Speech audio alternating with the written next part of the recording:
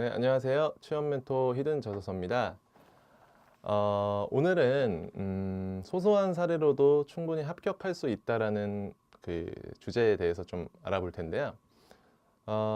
취준생들이랑 이제 상담을 하다 보면은 가장 많이 듣게 되는 말 중에 하나가 저는 창의 문항에 도저히 쓸 말이 없다. 저는 태어나서 남들이랑 싸워본 적이 없어서 갈등 문항에 마땅히 적을 이야기들이 없다. 이런 질문들을 종종 하시곤 하세요. 그런데 이런 질문들이 나오게 되는 근본적인 원인은 여러분들이 너무 자기소개서에 거창한 경험을 적어야 된다라고 생각하는 강박관념 때문이라고 저는 생각을 합니다. 예를 들어서 저 같은 경우에는 카페에 방문을 했는데 카페 사장님이 아이스티를 저한테 한 잔 건네줬어요. 그 건네줬던 에피소드를 기재를 해서 대한항공에서 합격을 했었고요. 그리고 어머니한테 군 월급을 모아가지고 닥스 핸드백을 한번 사드린 경험이 있거든요. 그 경험을 가지고 에르프 패션에서 합격을 했던 그런 사례가 있고요. 그 다음에 영어 헤어 스터디에서 알게 된 형이 저한테 빈말인지 아닌지 솔직히 잘 모르겠는데 밥 한 끼 하자라는 말을 했을 때 그거를 그냥 흘겨듣는 게 아니라 다음 주에 직접 찾아가가지고 그분과 이제 또 친분을 쌓고 인연을 쌓았던 내용을 가지고 한국투자증권에서 서류 합격을 올렸던 케이스가 있습니다. 근데 여기서 보시는 것처럼 세 가지 사례는 여러분들도 충분히 해봤을 만한 이야기라고 저는 생각을 해요.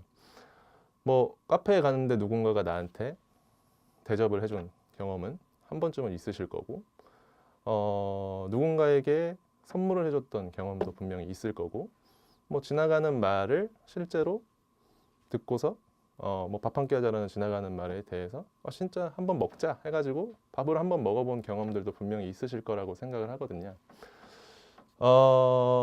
그런데 이런 소소한 사례들을 여러분들은 자기소개서에 적는 것을 좀 두려워하시는 것 같아요.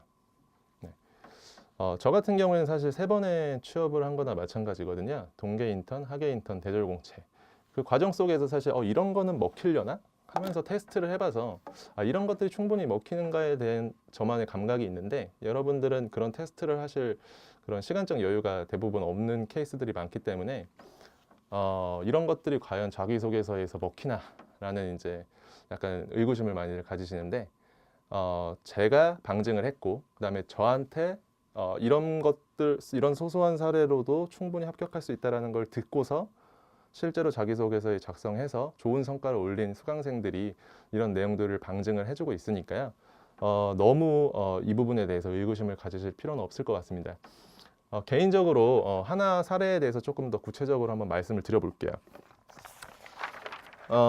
한국투자증권의 사례로 좀 이야기를 해보고자 하는데요. 사실 이 소소한 사례로 합격할 수 있는 비법은 사례 중심으로 쓰는 게 아니라 그 사례를 통해서 그 에피소드를 통해서 내가 무엇을 배웠는지에 대해서 중점적으로 쓰는 거예요. 사실 뭐 밥 한 끼 한 사례 자체가 뭐 그렇게 얼마나 뭐 대수겠습니까? 근데 그 스토리를 통해서 내가 무엇을 이제 배웠고 그 배운 거를 어떻게 메시지로 잘 전달하는가가 굉장히 중요하거든요. 그래서 한국투자증권 자소서에 있어서 제 첫 번째 문장이 뭐였냐면은 저는 인맥이라는 말을 좋아하지 않습니다. 그보다는 친한 친구, 진실된 친구라는 말을 좋아합니다라는 이제 문장이었어요. 비록 사례 자체는 밥 한 끼 하자라는 사례로 굉장히 단순하고 뭐 여러분들도 충분히 해봤을 법한 사례지만 그런 일련의 사례들을 통해서 나라는 사람이 이런 인사이트를 갖고 있다라는 거를 문장으로 잘 보여주니까 그 부분에 있어서 저는 굉장히 좋은 점수를 받았다라고 생각을 하고 있거든요.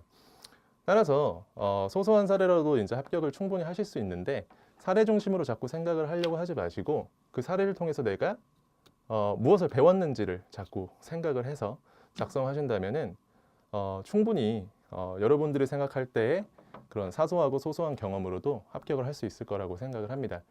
뭐 사실 이제 글에 있어서 저는 글의 그런 뭐랄까 형식 같은 것들을 좋아하는 편은 아니에요.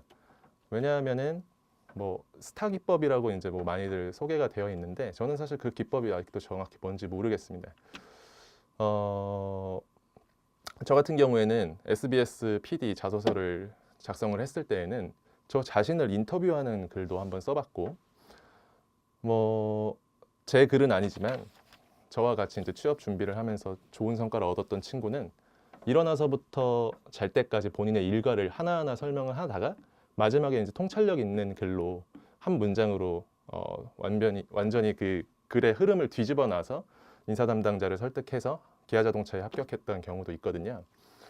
그러니까 글의 흐름에 대해서 자꾸 뭐 글의 형식에 대해서 자꾸 얽매이려고 하지 마시고 내가 여기서 던지고자 하는 메시지 그것들을 자꾸 고민해 보시고 집어 넣으시면은 생각하시고 고민하시고 기재하신다면 좋은 성과를 이룰 수 있지 않을까 생각을 합니다.